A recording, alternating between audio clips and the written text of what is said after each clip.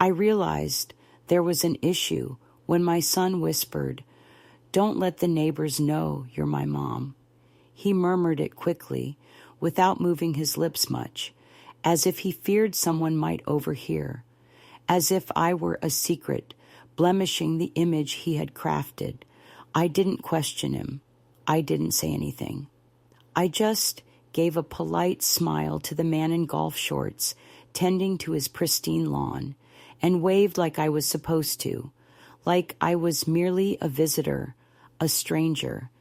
The journey from Oregon to Connecticut had been long, involving 2 flights and a jarring taxi ride. I had brought a small suitcase and a tin of my raspberry scones, the ones Daniel loved as a child. Stiff from the trip, my knees protested with every step, but I didn't voice any complaint. I never did, not during double shifts at the clinic, not when I covered his college expenses, not when I signed the mortgage papers for the house he now showed me around, like I was just an acquaintance. "Take your shoes off here," he instructed, mentioning that Carla had just polished the floors. I bent slowly to unzip my walking shoes. The entrance shone with costly tiles and displayed an abstract painting I didn't recognize. With no place to hang my coat, which I held in my hands, Carla emerged from the kitchen, holding a wine glass and her phone. "Marianne, welcome," she greeted, her smile barely reaching her eyes. "We weren't sure which flight you were on." "I texted yesterday," I reminded her. "Right," she acknowledged, already turning back to the kitchen. "Well, we've got a full house this weekend, a neighborhood social tonight. Hope that's okay." Daniel took my coat without a word and placed it in a narrow closet by the door, not the hall closet, which was filled with designer jackets and polished shoes, the kind you buy to project a certain lifestyle. I entered the living room, and I must admit it was stunning. Neutral tones, sharp lines, everything was arranged like a magazine layout. Not a single photo of Daniel as a child. No pictures with me on the mantelpiece, where 4 frames of Carla's parents in Rome, her sister in Manhattan, and her children from her first marriage were displayed. Not even the new baby had a picture with Daniel, only posed formal shots. "Where should I put this?" I asked, holding up a tin of scones. "Just leave it on the counter," Carla replied, preoccupied. "We're doing gluten-free now, but the kids might want some." The children, ages 12 and N, from Carla's previous marriage, Daniel's stepchildren, peeked in, muttered a quick hello, and dashed upstairs. They didn't know me, nor had they ever spoken to me on the phone. My granddaughter, the baby, was asleep in a sleek white bassinet, more resembling a tech gadget than a crib. "We'll show you to the guest room," Daniel said, indicating it wasn't my room or home, just a place to rest. He led me down the hallway, passing a door labeled "Private Office" in small print, as if in a corporate environment. The guest room was clean, sparse, and cold, devoid of books or a chair, just a bed and a small luggage stand like a hotel. On the nightstand was a small card, "Welcome guests, Wi-Fi password, Thornhouse." It amused me since my last name was Cross. "I'll unpack later," I said, sitting carefully on the bed, needing a break for my legs. Daniel lingered for a moment, then suggested, "Just try to relax tonight. It's mostly Carla's circle, doctors, architects, that crowd." Naturally, I agreed, understanding I wasn't supposed to say much or reveal my identity, just blend in. He exited the room, gently closing the door behind him. I remained seated, staring at the stark white walls. Then I reached into my purse to ensure the envelope was still there, the original deed. Daniel couldn't secure a mortgage alone. He needed my name on it. Legally, the house was as much mine as his, perhaps even more, since I had paid the entire $240,000 down payment from the savings I accumulated over many years. He claimed it was just a formality, a step for our family's future. I trusted him, as I always did. I smoothed the envelope on my lap, ran my hand over it, then carefully opened the flap and extracted the document as if it might scorch my fingers. I took a photo before sliding the deed back in and zipping the purse shut. Tomorrow, I planned to take a walk to clear my thoughts, say I'd take my time, and find someone to remind me of the true nature of ownership. The next morning, the house bustled before I even reached the kitchen. Carla was busy with fruit and yogurt in a tall blender, while Daniel was by the fridge, engrossed in his phone. Neither acknowledged me as I entered. "Morning," I greeted, neither loudly nor softly. "Morning," Daniel echoed automatically, eyes fixed on the screen. I moved to the counter and poured myself a cup of coffee from the sleek, modern machine that seemed to require a license to operate. The coffee was thin and bitter, but I didn't complain. I sat quietly at the breakfast bar, observing. "We're heading out soon," Carla mentioned without turning around. "Farmer's market and then the park with the kids." "That sounds nice," I replied. "Maybe I'll take a walk around the neighborhood, stretch my legs." Daniel finally glanced up. "You're sure you're okay with that? It's a pretty upscale area. Just don't talk." To anyone for too long, I tilted my head slightly. "Why would I?" "No reason," he replied quickly. "Just, people here can be particular." I nodded, pretending not to notice Carla's sharp glance at him, as if he might have said too much. After they left, I found myself alone in the quiet kitchen. The counters sparkled, the fridge hummed, and the baby monitor blinked softly on the table. I picked up my coffee and wandered through the rooms. I had never been here before, never invited. When Daniel bought the house a year ago, I was recovering from a fall and couldn't travel. After that, he always had excuses. Too busy, too much happening. Carla wasn't feeling well. The house wasn't ready. Now that I was finally here, I understood what ready meant. It meant perfect, immaculate, controlled. It meant there was no space for me. In the hallway, I paused in front of a series of black and white photos, architectural shots, dramatic angles of bridges, skyline views, but no family photos, not even of the baby. I opened the door to the laundry room. Inside, stacked appliances hummed quietly, and beside them stood a tall cabinet. I tried the handle. It was unlocked. Inside were files, envelopes, household paperwork. I spotted a familiar beige folder, one I recognized from the day I was asked to co-sign. I pulled it out.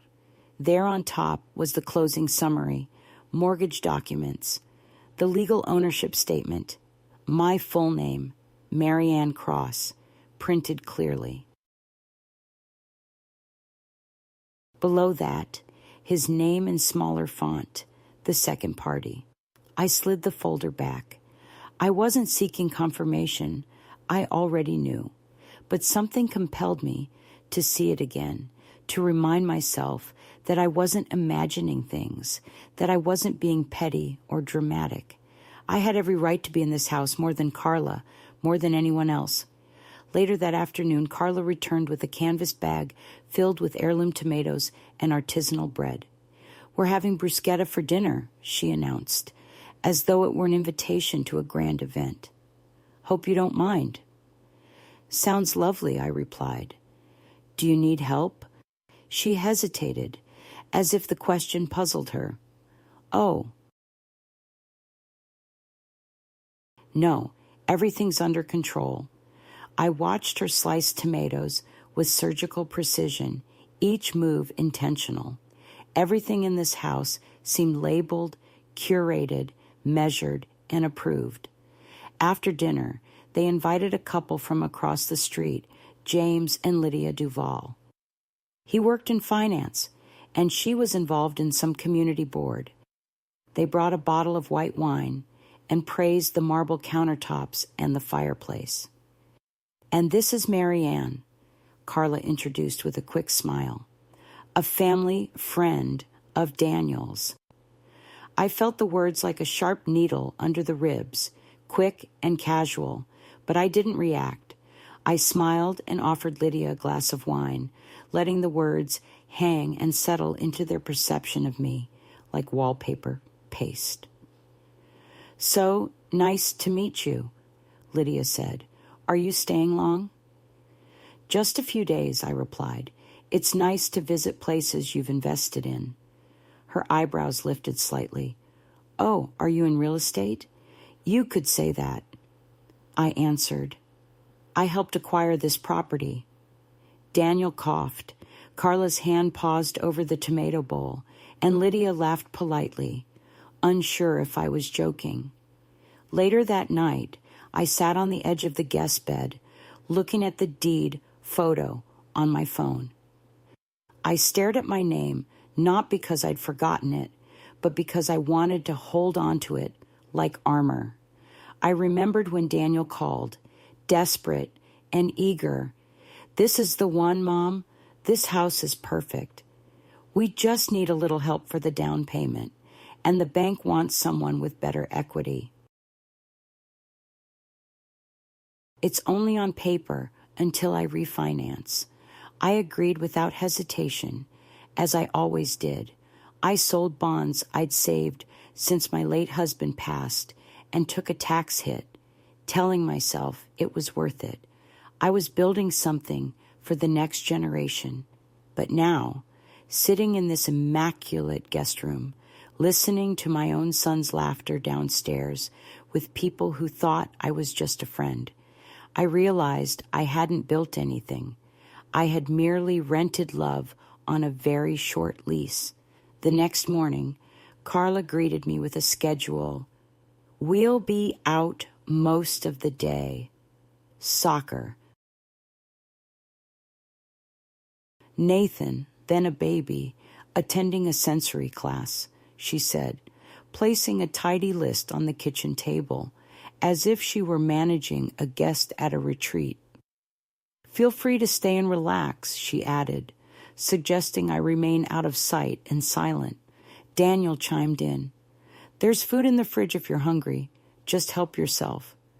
As though I hadn't prepared every meal of his childhood from scratch, as though I didn't know how to feed myself. I nodded. "Of course, you two go enjoy." They departed in a whirlwind of baby bags, strollers, and orchestrated urgency. The door clicked shut, leaving the house steeped in silence, like a thick curtain. I lingered in the kitchen, cradling my coffee, then opened the fridge. It was stocked with green juices, containers marked with calorie counts, pre-cut vegetables, and protein bars. Nothing felt like real food to me. Nothing warm, nothing familiar. Closing the fridge, I moved back to the living room, trying to feel at home.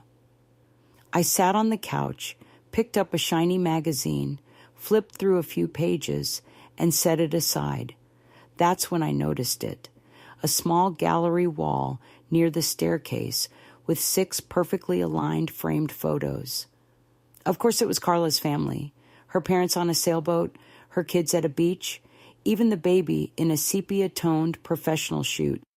No photo of Daniel, no photo of me, nothing to hint at a life before this one. I wandered upstairs slowly, my knees creaking as I took my time.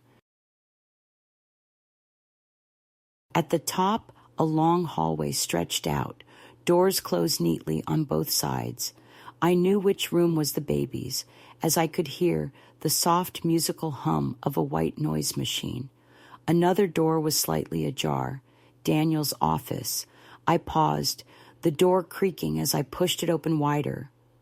Inside was a clean desk, 2 monitors, a framed diploma from Wharton, and on the shelf, awards for insurance sales, but not a single personal photograph. Yet in the corner, tucked into the bookshelf, was something familiar. A small wooden box I had given him after his father passed away. I walked over and opened it, finding a tiny photo of... As a child, Daniel grinned, with a missing tooth, and beneath it lay a folded note in my handwriting.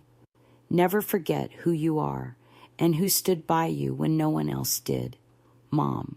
He had kept it. Tears came, sudden and sharp. I closed the box gently and set it back. I went downstairs and stepped into the backyard.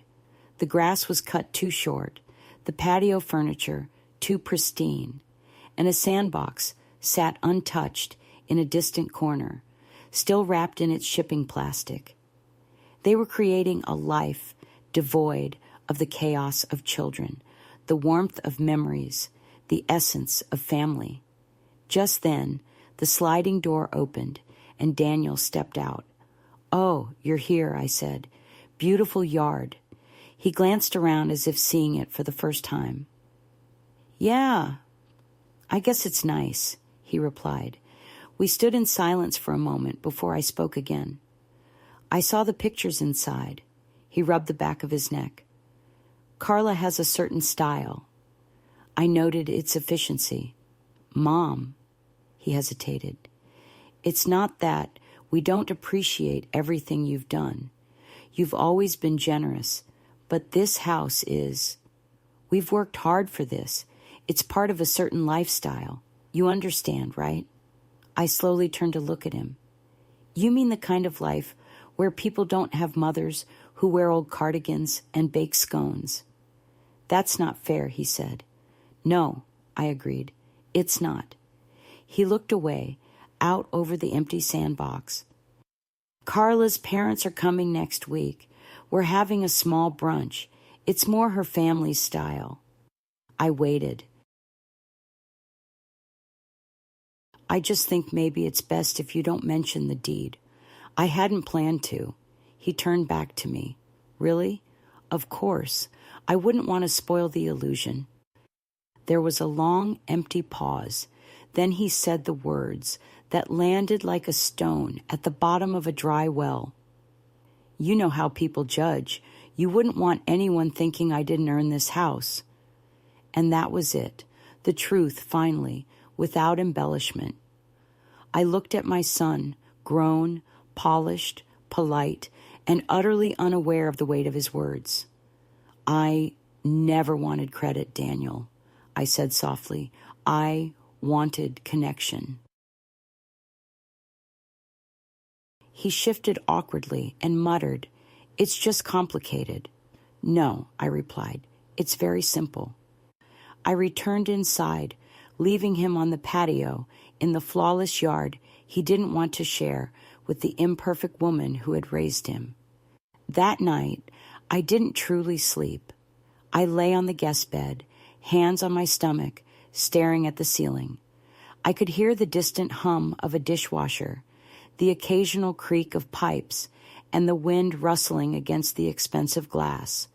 My thoughts drifted to my own mother, who, despite never having money to give, had offered me everything else: her voice, her strength, her unwavering belief that people deserved visibility, not to be hidden.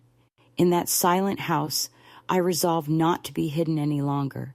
They dressed me like a problem to be solved.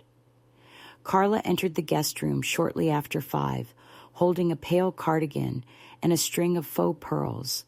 "I thought you might want to wear something lighter," she said, as if suggesting, though it wasn't. I glanced at the soft beige sweater that seemed to fade into the background. I brought my navy dress, I responded. Carla gave a tight smile. It's just that tonight's crowd is a bit formal. You'll feel more comfortable in this. I accepted it without protest, letting her think she had won something. Downstairs, the dining room table was extended, glasses sparkled, napkins folded like swans, and music played softly from hidden speakers.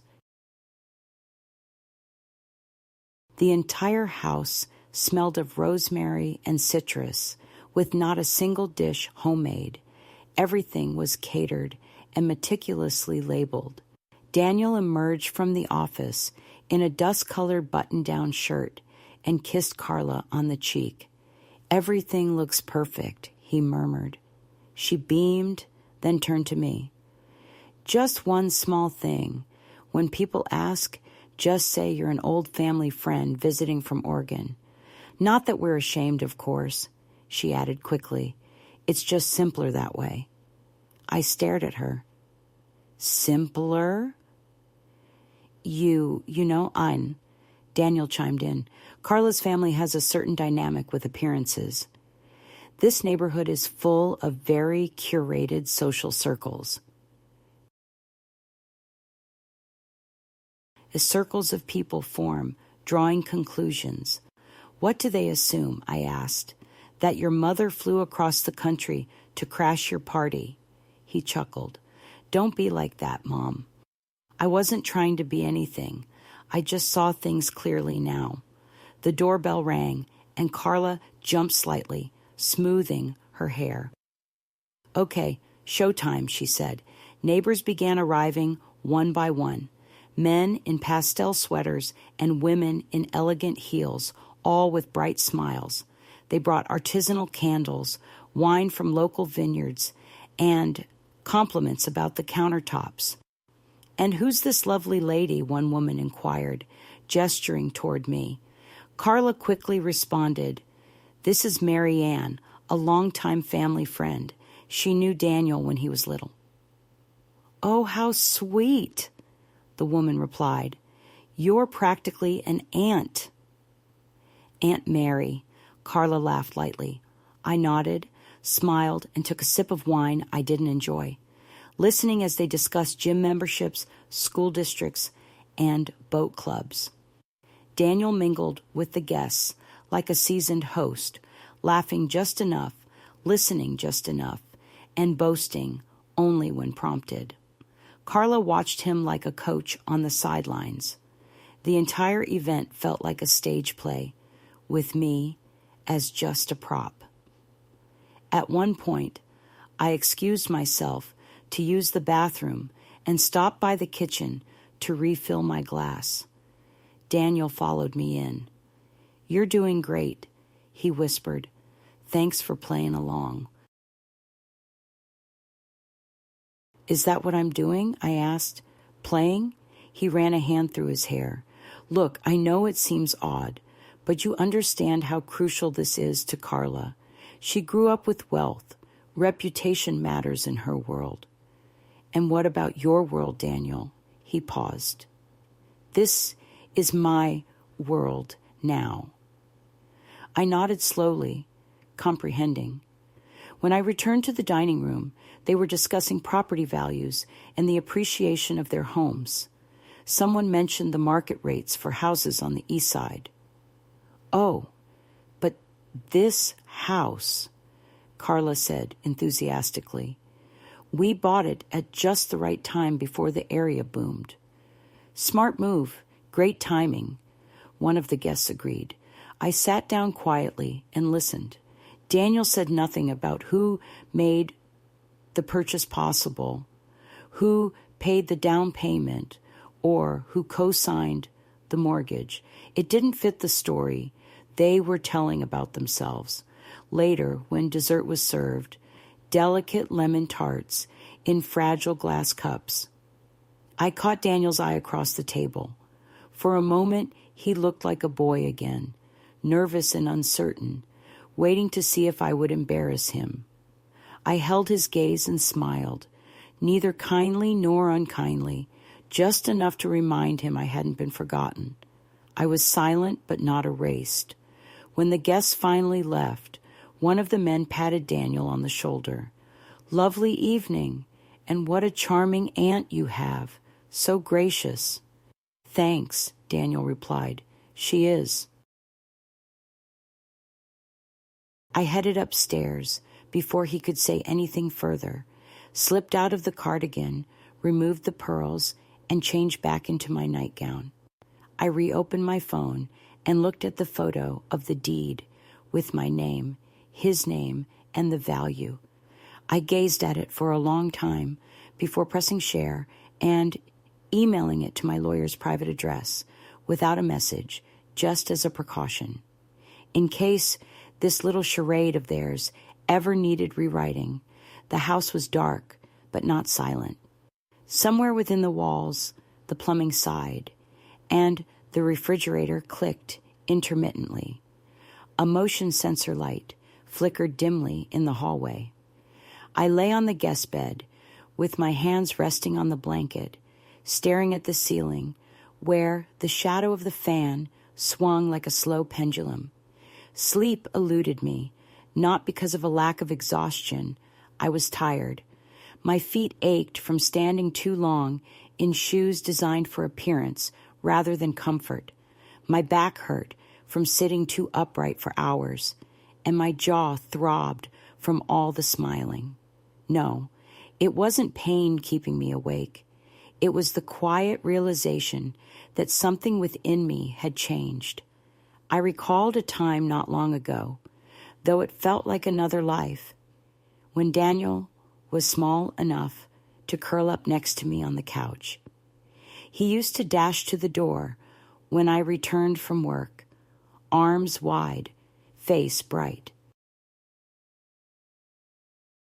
Back then, there were no napkin-folded swans or reputations to maintain, just the two of us in a tiny apartment with secondhand furniture and mismatched plates, eating dinner on the floor because we lacked a table. He was proud of me then, telling cashiers, neighbors, and the school secretary, "That's my mom, she's a nurse, she helps people." Now, I was a family friend, an aunt, a liability. I turned to my side, trying not to make the bed creak. Outside, the wind had picked up, gently swaying the neat rows of hedges under the moonlight. Somewhere down the block, a motion-activated floodlight turned on, and in its pale glow, I noticed something I hadn't seen before, a small plaque by the edge of the lawn. I sat up, peering through. The slats of the blinds at the Thorne home were etched in brushed metal, firmly planted with pride. It wasn't even the full surname, just Thorne, a concise, crisp version that was easier for introductions. Daniel Cross had been trimmed, polished, and streamlined until he fit seamlessly into social gatherings. It was almost amusing. I reached for the nightstand drawer, retrieved a hotel-style notepad and pen, and carefully wrote, "It's not bitterness, it's math." I then drew a line down the page. On one side, money sent, years worked, hours spent, meals prepared, papers signed. On the other, phone calls received, invitations extended, words of thanks spoken. The left side was filled, the right was empty. I folded the paper, tucked it behind my driver's license in my wallet, and turned off the lamp, but sleep evaded me. I pondered the conversation we never had, the one where Daniel would acknowledge, "I'm sorry I forgot my roots, forgot who supported me."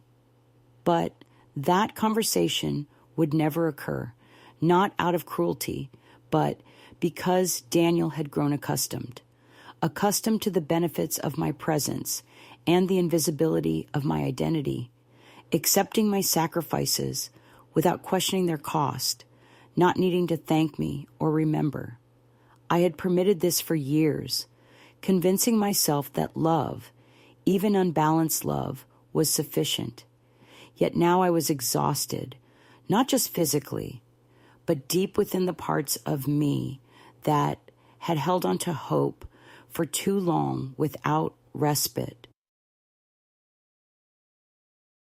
I had given him this house, witnessed him entertain his new life within it, heard the careful omissions, the revised introductions, the neat editing of history. I had smiled through it all, but now I was fully awake and couldn't ignore it. I swung my legs over the bed, stood, and slowly walked to the closet where my suitcase awaited. Opening the small front pocket, I found the envelope still there and unfolded it again. The deed caught my eye, and the date, October 17th, stood out. The day we finalized the house, the day I transferred the money, the day I bought him a future he didn't want to share. Then I noticed something I had overlooked. The deed wasn't merely a name or ownership. It contained a clause, a line added by my attorney at my behest. No changes in ownership, refinancing, or sale could occur without the written consent of the primary deed holder, Marianne Cross. He couldn't even sell the house without my approval. Suddenly, I felt calm, not vindictive, not angry, just clear. There would be no shouting, no letters, no drama, just the slow, steady reclamation of my house. He had forgotten what that meant. By morning, I had made a decision, not loud or theatrical, just quiet and definitive, like a door softly closing. The house was empty again. Daniel and Carla had taken the baby to a music session, and the older kids were at school. I stood in the kitchen, still in my robe, sipping coffee that tasted like cardboard and planning my actions. First, confirm the document, the original, not just the copy in my purse. I knew where it was, having seen the beige folder in the laundry room cabinet between home warranties and appliance manuals. I hadn't wanted to touch it before, but now I desired nothing more. I walked slowly across the house, not sneaking, just moving as if I belonged, which legally I did. The laundry room was silent. The dryer had stopped. I opened the cabinet and retrieved the folder. Nothing had changed. The original deed, signed and notarized, my name first, his second, my signature in ink, from a small store in Salem, the kind of pen you don't discard. I placed the folder on the counter and opened my phone. No hesitation, no rehearsal, just one photo, clear, centered, complete. Then, before I could doubt myself, I emailed it to the same address I had used the previous night, my lawyer's private inbox. Didn't leave a note, didn't need to. I closed the folder and returned it to its original spot, not because I was concealing anything, but because some action should be discreet, not sneaky, just intentional. Next, I needed space. I went back to the guest room and packed a small tote with essentials: wallet, keys, phone charger, reading glasses, and a change of clothes, leaving everything else untouched in the closet. The suitcase stayed by the wall. The bed remained made. I wasn't planning to flee, just to move with purpose and order. I made a sandwich with cold roast chicken from the fridge, eating while looking out at the street with its driveways and matching mailboxes.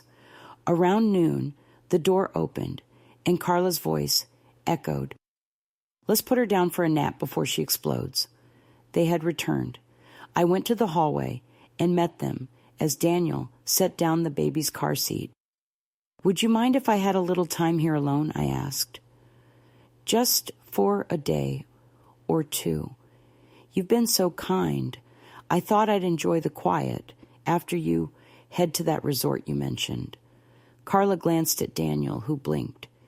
You mean while we're at the water park? It's just the weekend, Mom. Exactly, I replied. I'll tidy up after myself and won't be any trouble. Carla gave a quick, rehearsed smile. Of course, that would be lovely. It's just that we hadn't planned to leave the baby with you. Oh, heavens, no. I said lightly, You'll all go. I'll have the house to myself, a little retreat. I could use the rest. Daniel nodded slowly. Well, sure. Yeah, that works. I'll get you prag by psychic. I sensed him assessing the baby monitor, the alarm system, and the chance that I might do something that would need explaining to Carla's parents later. Still, he smiled and said, You deserve a break after everything you've done for us. Interestingly, that was the first time he had said anything like that since my arrival. They departed the following morning in a whirlwind of bags, sunscreen, and instructions about garbage collection days and thermostat settings. Carla kissed the baby 3 times before Daniel finally urged, Come on, we're going to miss the check-in window. I stood in the doorway, waving and holding the key fob like any trusted guest, then closed the door, locked it, and leaned my back against the smooth white paint. The ensuing silence wasn't empty. It was filled with the sound of truth settling back into the walls. I walked into the living room, sat in the armchair I hadn't dared to touch all week, kicked off my shoes, and stretched out my legs. This wasn't revenge or an outburst. It was a restoration. In the afternoon, I called for a car service and arranged for a courier to deliver a copy of the deed to a law office 2 towns away. I didn't call Daniel, didn't alert him, and didn't feel cruel. I felt cleansed. At sunset, I made myself tea, real tea with leaves, using a small ceramic mug I found pushed to the back of the cupboard, one with a crack near the handle, probably used once, and then set aside. It was perfect.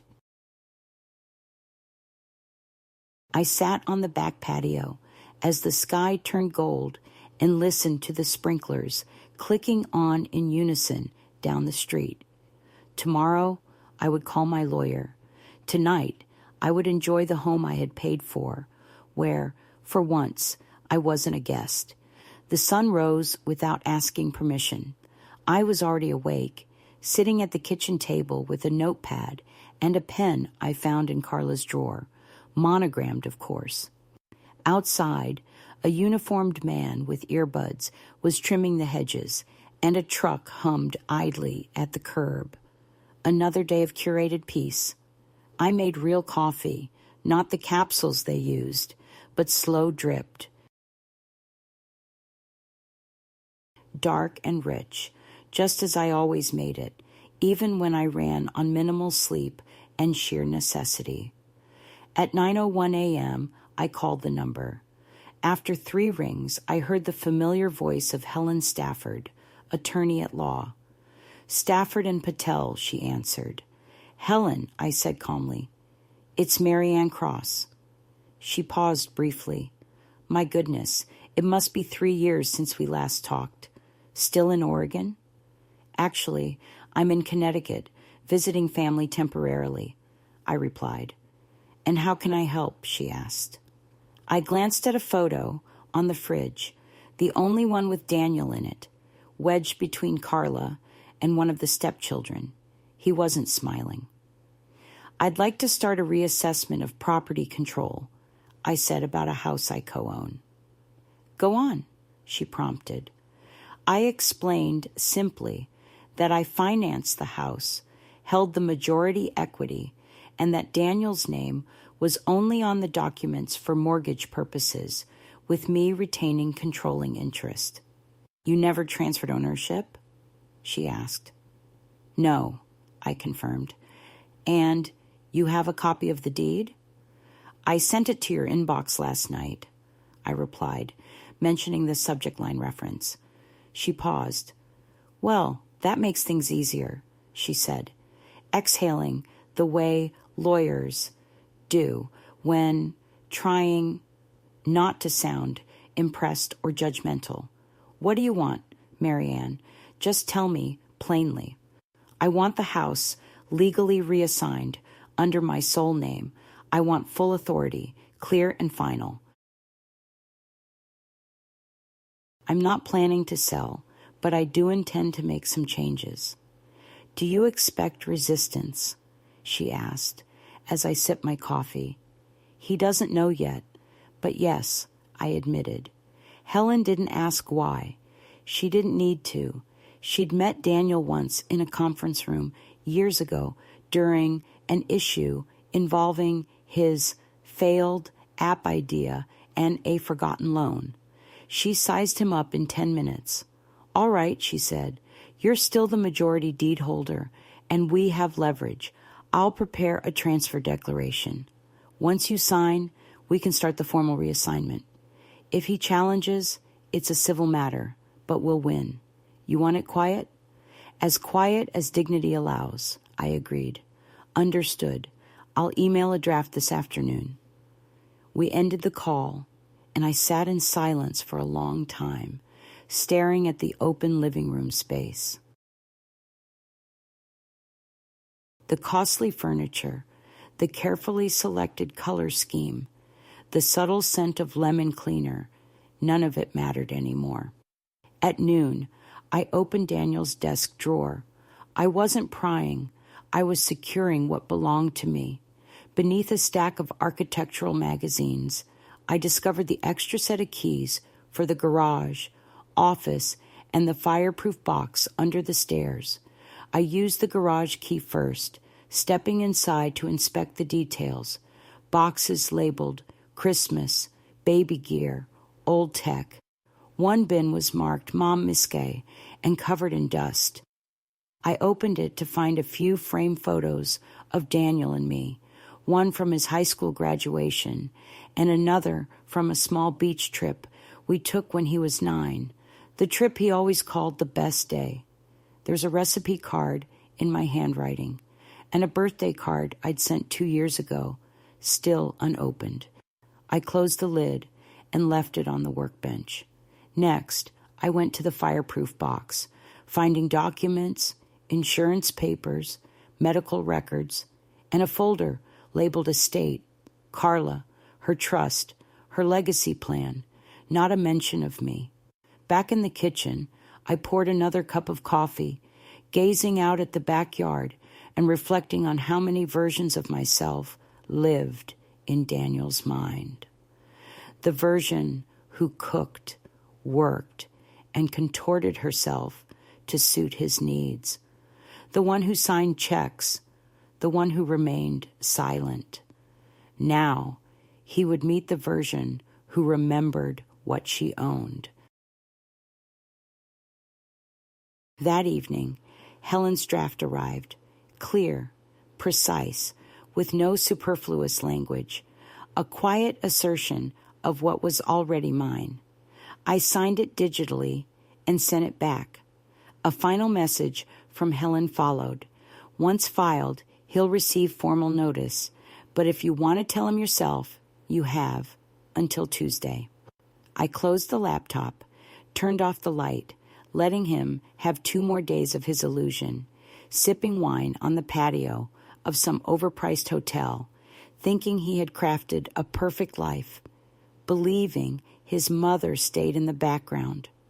I would wait, and then I would knock on the front door of the life he had excluded me from, not as a guest, but as the owner, because sometimes silence isn't surrender. Sometimes it... A day before their trip to the water park, I found the right moment. We were all in the kitchen. Carla was packing small containers of snacks like gluten-free pretzels, carrot sticks, and dried mango, while Daniel was folding towels into a beach bag. Everything was happening quickly, but their minds were already in vacation mode. I mentioned casually, "I was thinking, if you're okay with it, I'd love to stay here this weekend while you're away." Carla looked up. Her hand paused over a container of sliced grapes. "Oh," she replied, trying to sound neutral. "Just for some rest. The house is so peaceful without all the hustle and bustle. I rarely get such quiet." Daniel glanced at Carla, who remained silent. "You mean stay in the house while we're gone?" he asked. "Yes," I replied, neatly folding my hands on the counter. "You've been so kind to let me stay this long. I wouldn't mind a bit of solitude before heading home." Carla cleared her throat. "It's just the alarm system." "I won't touch it," I assured her. "I'll leave the back door lights on, water the plants if needed, and keep everything locked. No trouble at all." Daniel ran a hand through his hair. "It's just, you know how it is, Mom. It's not personal." "No, of course not," I said softly. "It's never personal." That seemed to resonate, as he flinched slightly. Carla added, "Well, if it's just a couple of days and you're comfortable." I nodded, feeling more at ease, knowing someone would be keeping an eye on things. We both know that houses dislike being left unattended. That was something I'd heard before. My husband used to say it years ago about the cabin we rented one summer. Houses are similar to people. They feel neglected when forgotten. Daniel glanced at me, and for a moment his expression changed, as if he glimpsed the past, the memory. But then it faded. He reached into the kitchen drawer and retrieved a set of keys. "Here, everything's labeled garage, back door, mailbox." I accepted them without ceremony, sliding them into my purse as if they were weightless. "Thank you, sweetheart," I said sincerely, though not in the way he assumed. Carla returned to her snack containers while Daniel adjusted the diaper bag strap. I stood by the kitchen island, observing them as they efficiently and calmly packed up their life. They left the next morning before dawn. Carla double-checked the car seat, triple-checked the fridge, and kissed the baby 3 times, while Daniel loaded the suitcases into the car. Wrapped in a shawl, I stood on the porch, holding my travel mug. "Text me if anything comes up," Daniel said. "Of course. And don't let the alarm beep too long when you unlock the door. It's temperamental." "I'll handle it." Carla gave a tight smile. "Thanks again for staying. It's a real relief." I returned the smile and encouraged them to enjoy the water, knowing they deserved a break. Daniel leaned in and gave me a formal kiss on the cheek before they left, their taillights fading into the soft morning mist. I didn't wave, but instead went back inside, locking the door behind me. I wandered through the house, observing each room without inspecting or claiming anything. It was a beautiful space, designed to impress others. In the guest bathroom, I discovered a drawer full of small lotions and unopened toothpaste tubes, the kind typically found in hotel bathrooms. I imagined Carla refilling it every few weeks, hoping no one would open it, but also hoping someone might be impressed if they did. In the upstairs hallway,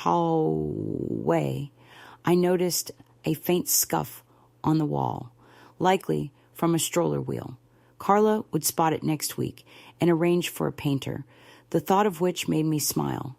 Downstairs, I opened the garage and retrieved a box labeled Mom. I carried it to the kitchen, set it on the table, and opened it. Inside were framed photos a birthday card, and a recipe card, items that weren't discarded because it would seem cruel, yet couldn't be faced either.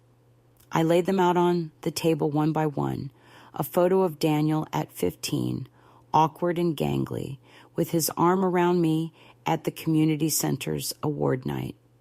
Another of us at the coast, a year after my husband passed away, with the wind in our faces and a half-eaten sandwich in my hand. The recipe card for apple cake in my careful handwriting. I arranged them like evidence in a silent courtroom, then left them there and went into the study.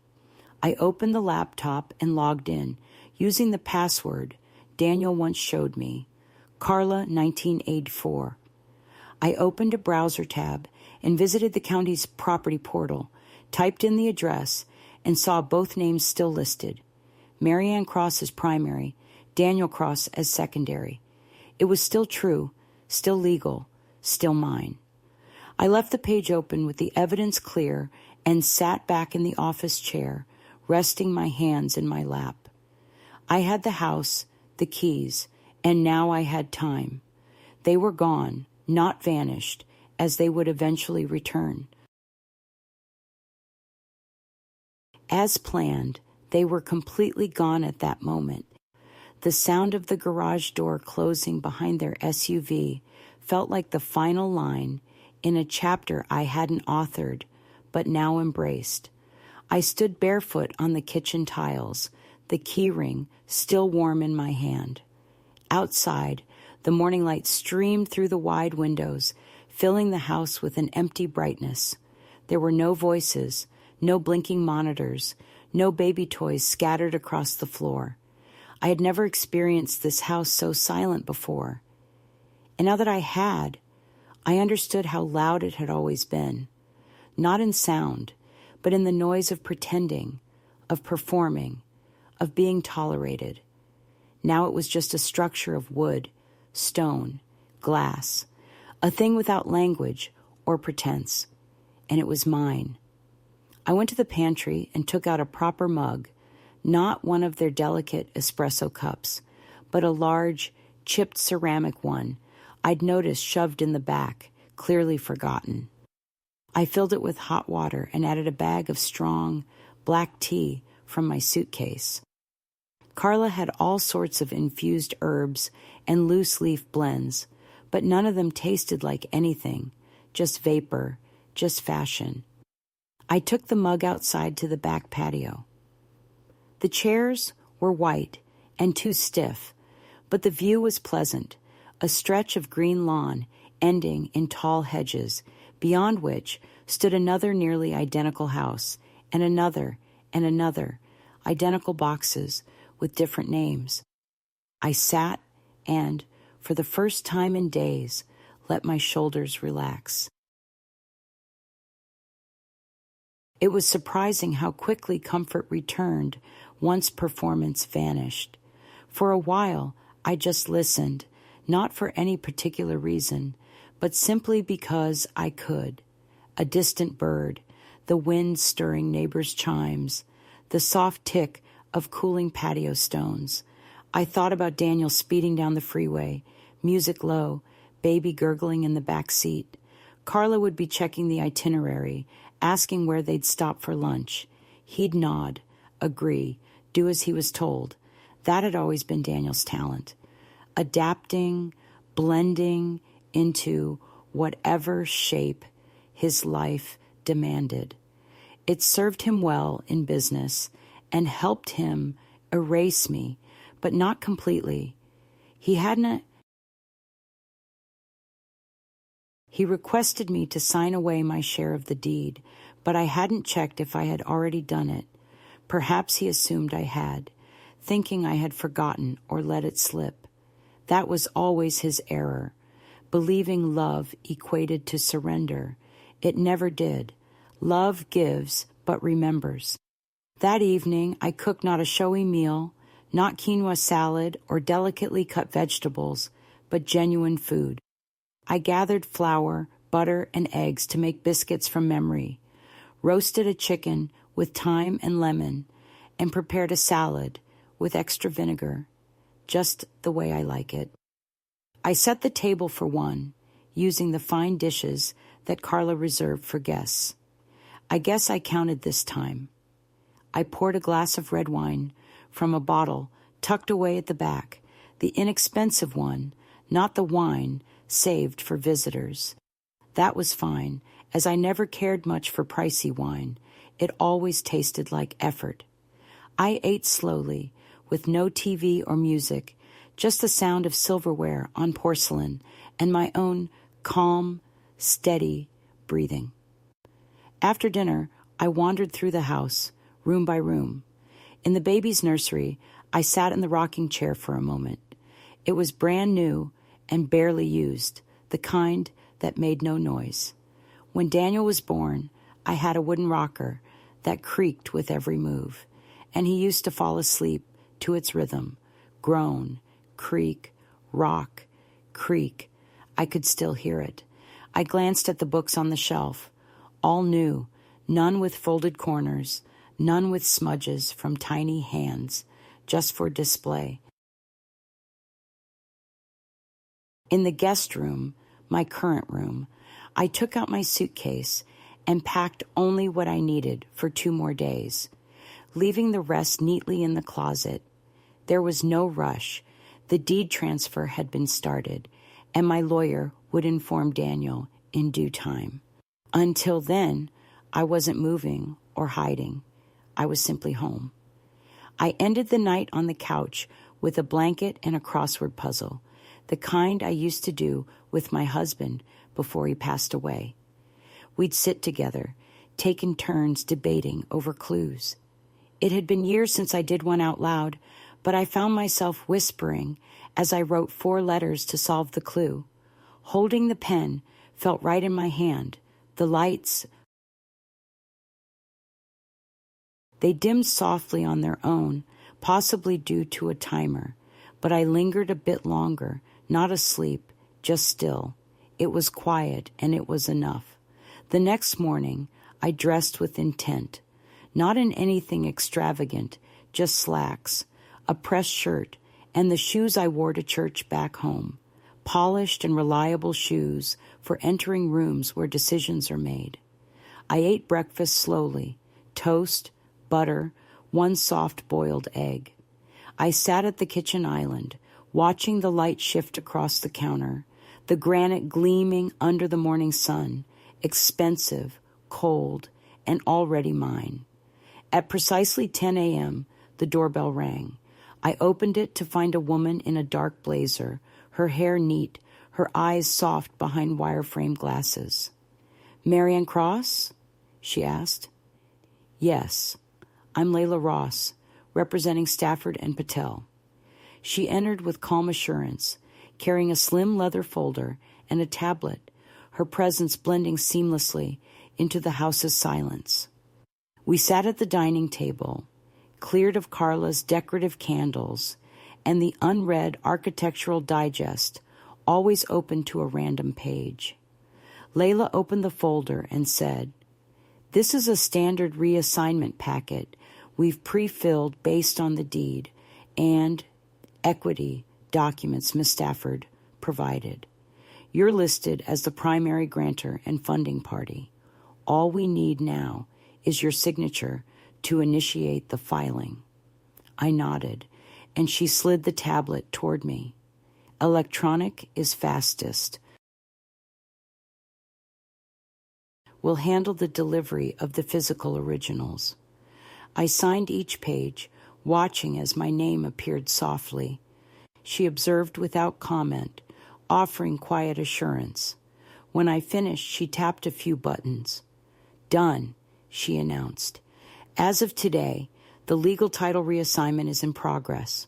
You'll receive confirmation by Friday, and a physical copy will be mailed to your chosen address."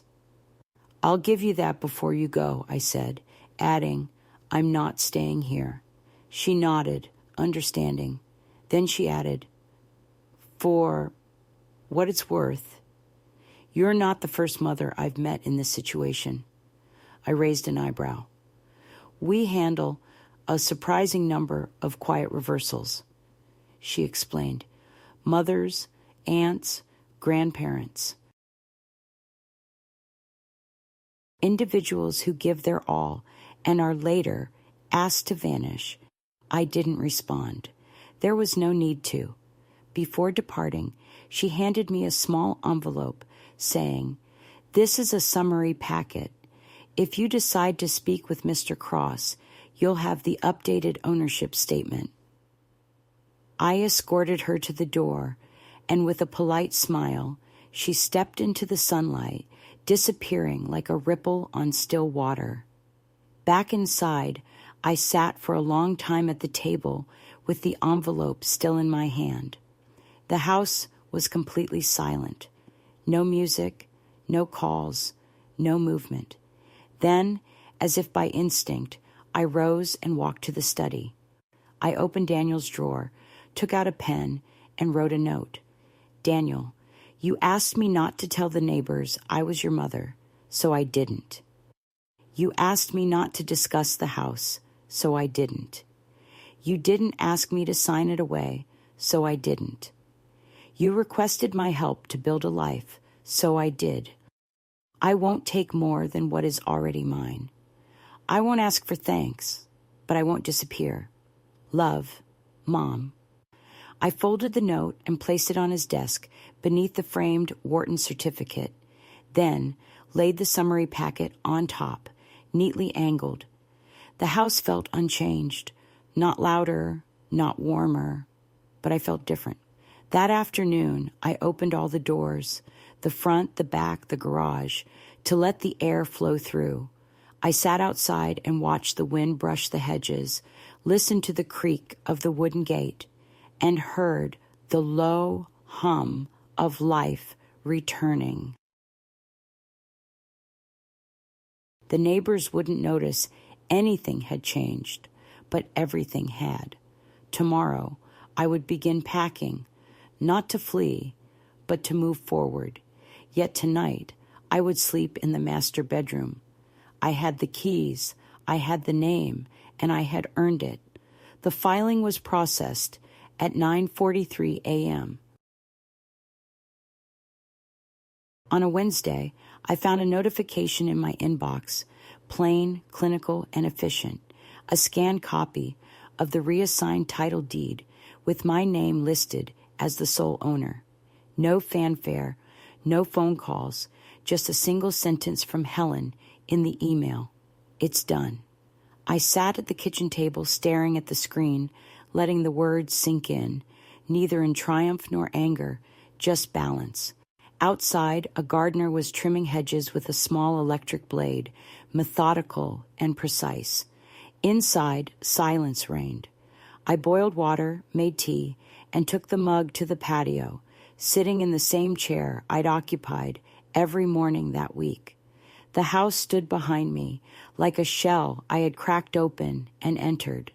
Later, I went inside and opened the envelope illusober.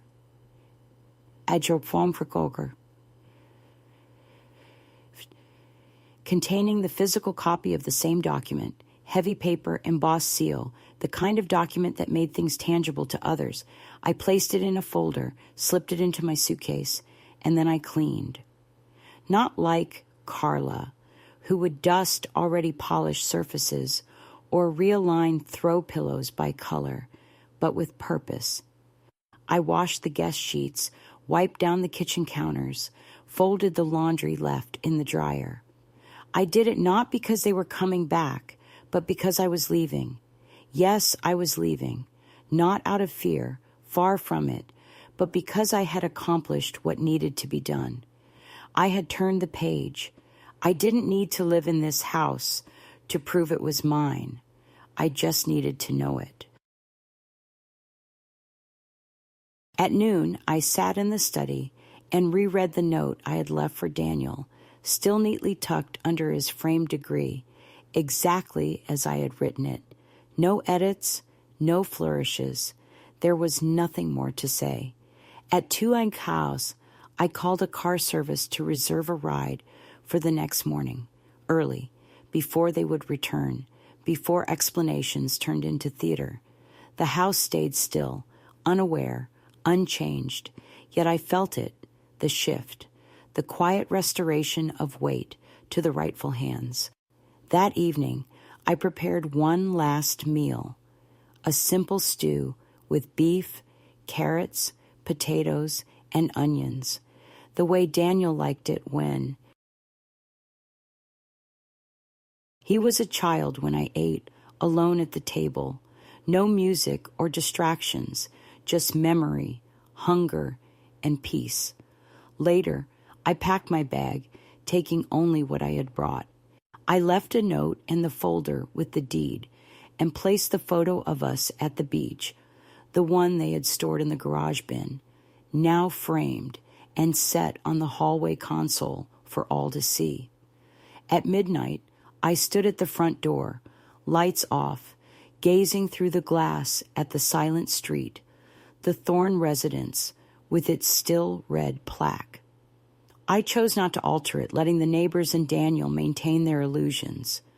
But when he opened the folder the next morning and saw my name alone, undeniable, he would realize that this wasn't a threat or revenge. It was simply reclaiming what had always been mine, needing no permission. They returned on a Sunday. Carla entered first, her voice raised over the baby's cries in the car, asking for the diaper bag and cooler with the breast milk. Daniel followed, keys in hand, dragging a suitcase, its wheels tapping softly on the entry tiles. He called, "Mom, we're back." No response. Carla frowned, thinking she might still be asleep. Daniel checked the guest room, empty, bed made, pillows arranged as she'd left them, guest towels folded at the bed's foot. He opened the closet, empty hangers. In the kitchen, Carla set the cooler on the counter, glancing around. "She didn't text or leave a note," she said. "I don't know," Daniel muttered, checking his phone. No missed calls, no messages.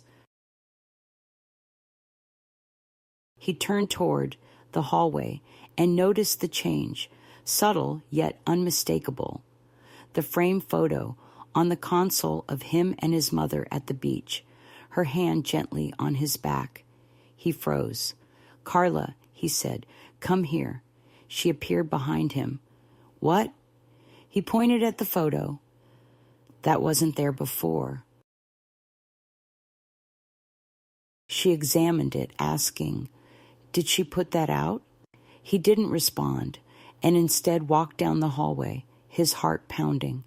Something felt off, not wrong, just rearranged. In the office, he spotted it, a note neatly folded beneath his framed degree. He read it silently as Carla stood in the doorway.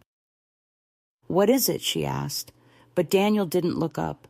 He picked up the second sheet, a summary packet, the deed reassigned with his name removed, leaving only hers. Carla stepped forward, noticing the heading. "Wait! What is this?" she exclaimed. Daniel sat heavily in the chair. The house around him seemed different, smaller, not colder, but somehow changed, like the ground had shifted slightly beneath the floorboards. "She never signed it over," he said quietly. "What?" Carla asked. "She never signed away her share. She always owned it." Carla grabbed the papers, scanning them. "No, this can't be legal," she insisted. "It is," he replied. "She said it was just temporary." "She never said that," he snapped. "I did. I told you it was temporary." Carla's mouth opened, then closed. "She paid for it," he explained. "The down payment, the equity. She signed the mortgage to get it through underwriting. And now what?" Carla's voice rose. "She just takes it back?" He shook his head. "She's not taking anything. She's reminding us." They stood quietly as the baby monitor clicked to life somewhere upstairs, a distant whimper. Carla turned and stormed towards the staircase, saying over her shoulder, "You better fix this." Daniel remained in the office for a long time, holding the note. He read it repeatedly, trying to feel angry or betrayed, but instead he felt something else.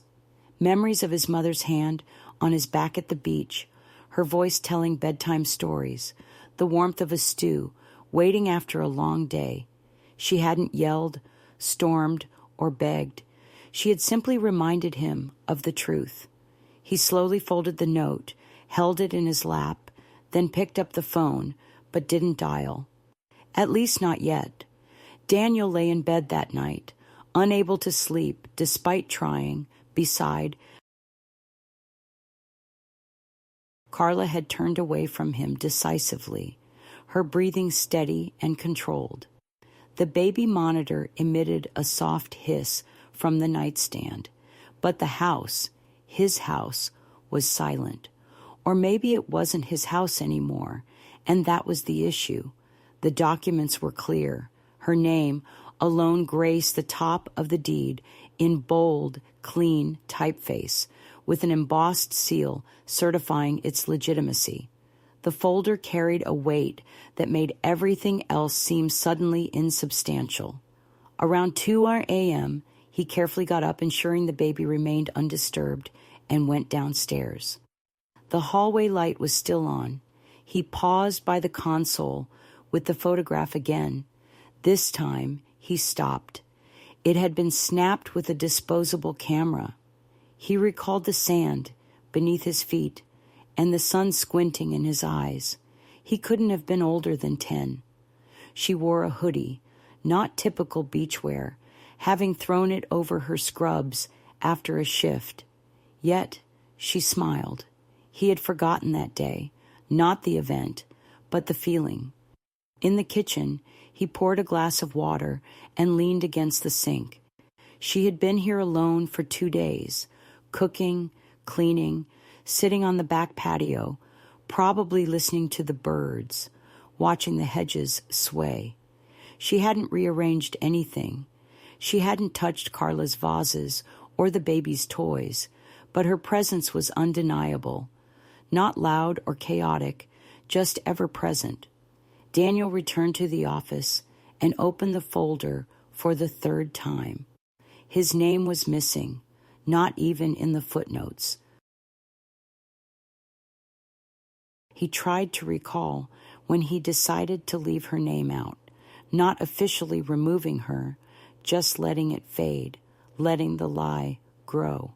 Out of convenience, he told Carla it was temporary and convinced himself it was cleaner that way. He had provided the down payment, hadn't he? Didn't that matter? Except it didn't, not really. He had called her late at night, speaking softly so Carla wouldn't hear. "It's just for now," he had said, "just to get it through escrow." She agreed before he finished his sentence. As always.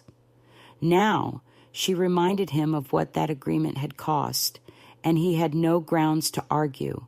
He couldn't even feel bitter towards her.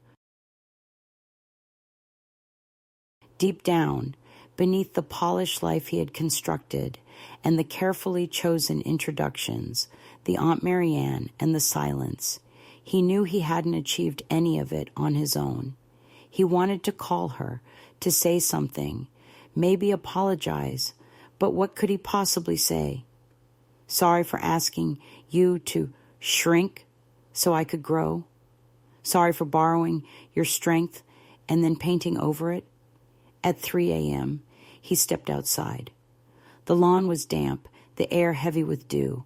The porch light caught the Thorne residence plaque, making it glimmer faintly. He crouched in front of it, thumb tracing the letters. She hadn't removed it, and that somehow broke him a little. He sat on the step, staying there until the sky began to lighten from black to navy, and the birds tentatively started their morning songs.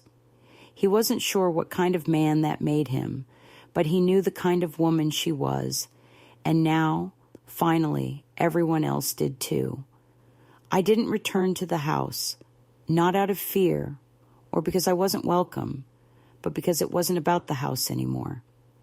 I had made my point, reminded him, and now I had something else to do, something final. A week after the filing, I sat in a small office in Salem, Oregon, the same place where I'd signed the original wire transfer 2 years ago, with the same notary, the same pen. But this time, I wasn't signing for anyone else. Name of the beneficiary? The notary asked gently. I smiled. Her name is Emily. She's 6. He paused. A granddaughter? I nodded. She won't be able to manage the property until she's...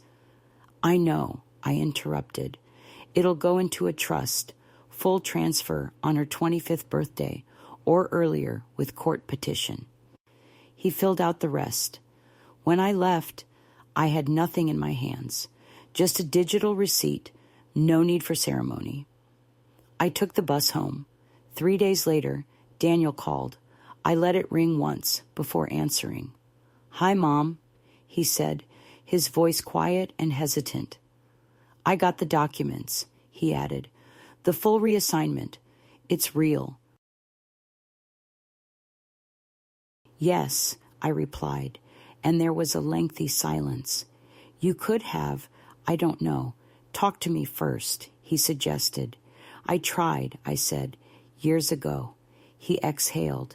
I didn't think you'd actually do it. I didn't think I had to. Until I did, I responded. He didn't argue. I could hear the house sounds in the background, a baby's soft cooing, a microwave beeping, a dog barking outside. Then his voice came again, softer. You left the photo out? Yes, and the note, I said. He paused. Thank you for not embarrassing me. I smiled, even though he couldn't see it. Oh, Daniel, I didn't do this to embarrass you. I did it to remind you. A quiet moment passed. Emily's in school now, he mentioned suddenly. 1st grade, top of her reading group. I know, I said. She sent me a drawing. He was silent, then with visible effort asked, What happens to the house now? I let the silence stretch before replying.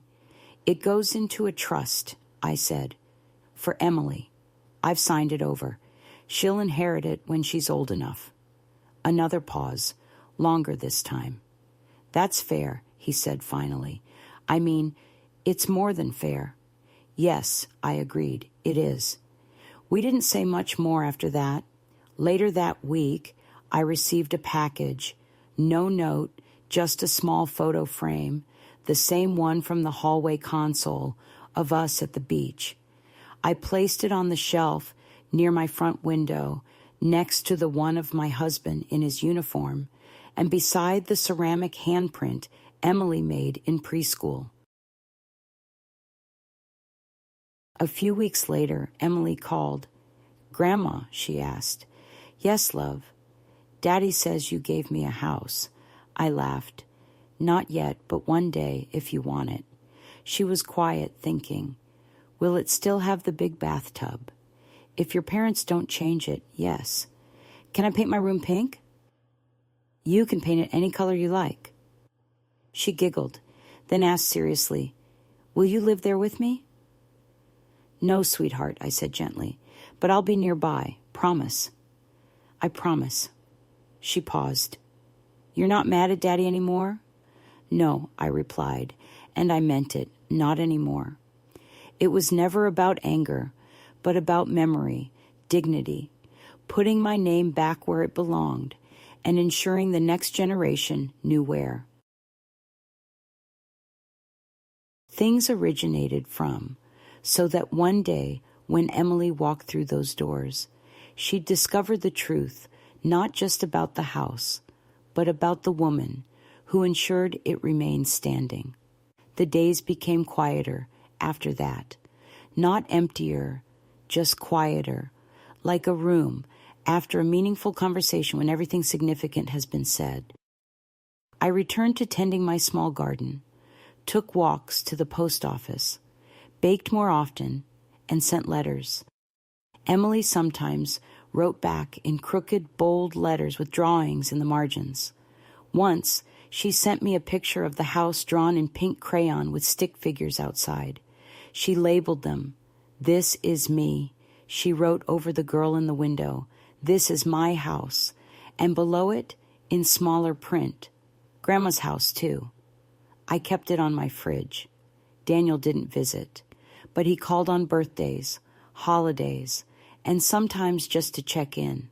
He never brought up the deed again, nor did I, because it wasn't about winning, but about not disappearing.